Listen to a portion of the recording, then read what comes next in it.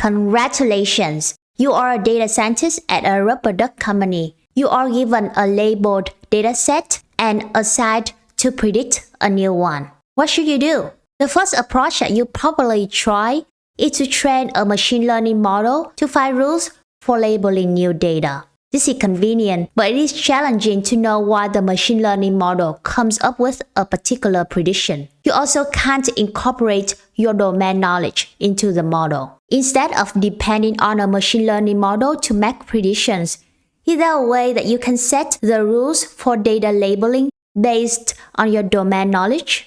That is when HumanLearn comes in handy. HumanLearn is a Python package to create rule-based systems that are easy to construct and are compatible with scikit-learn. In this video, you will learn how to create a rule-based model using HumanLearn.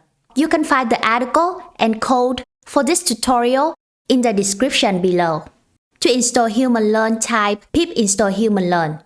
To evaluate the performance of a rule-based model, let's start with predicting a dataset with a machine learning model. We use the occupancy detection dataset from UCI Machine Learning Repository as an example for this tutorial.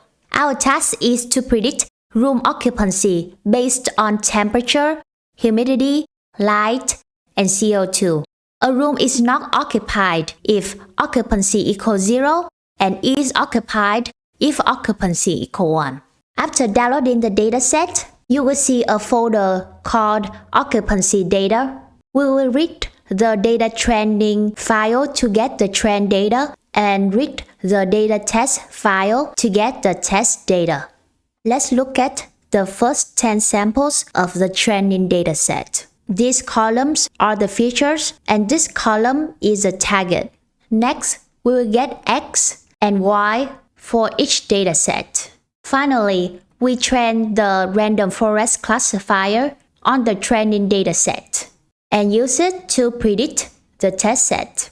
To evaluate the model, we use the classification report. From the report, we can see that the accuracy is pretty high. However, we are unsure how the models come up with these predictions. Let's see if we can label the new data with some simple rules. There are 4 steps to create rules for labeling new data. The first step is to generate a hypothesis. The second step is to observe the data to validate the hypothesis. The third step is to start with simple rules based on the observation.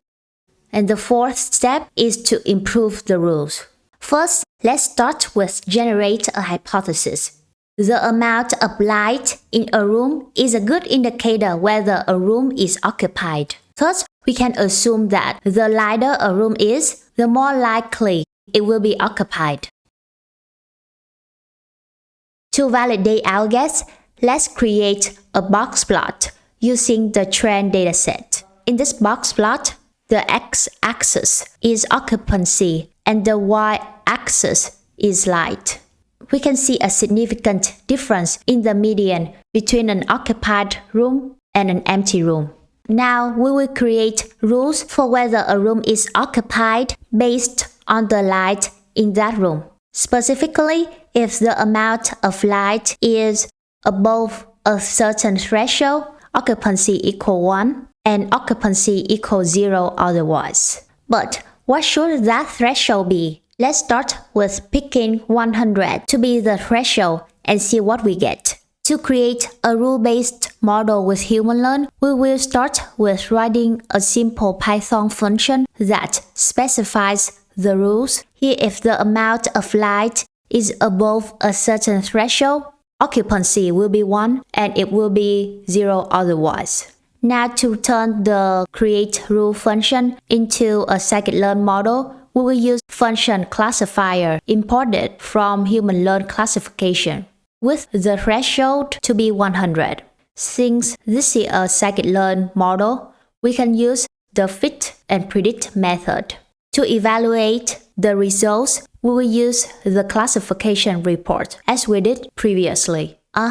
We get an accuracy of 0.97, which is better than the accuracy we got using random forest classifier. Hey, it took about 30 hours for me to prepare, record, and edit this video. So if you enjoyed this video so far, consider clicking the like button. This will encourage me to keep producing high quality videos in the future.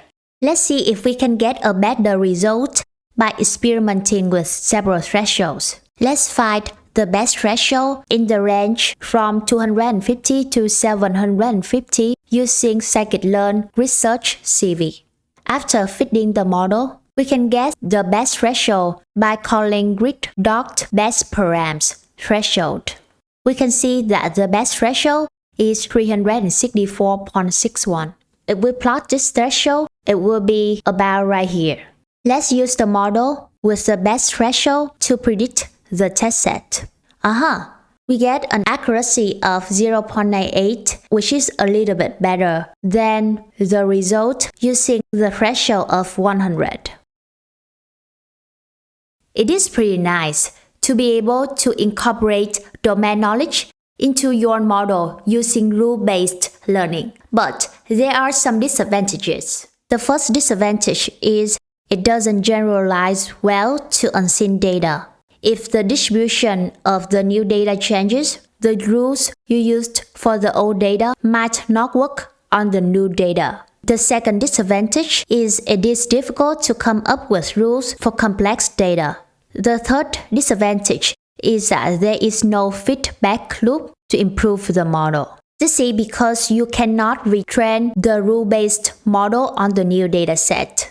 Thus, combining a rule-based model and a machine learning model will help data scientists scale and improve the model while still being able to incorporate their domain knowledge. So, how do we go about combining the two models?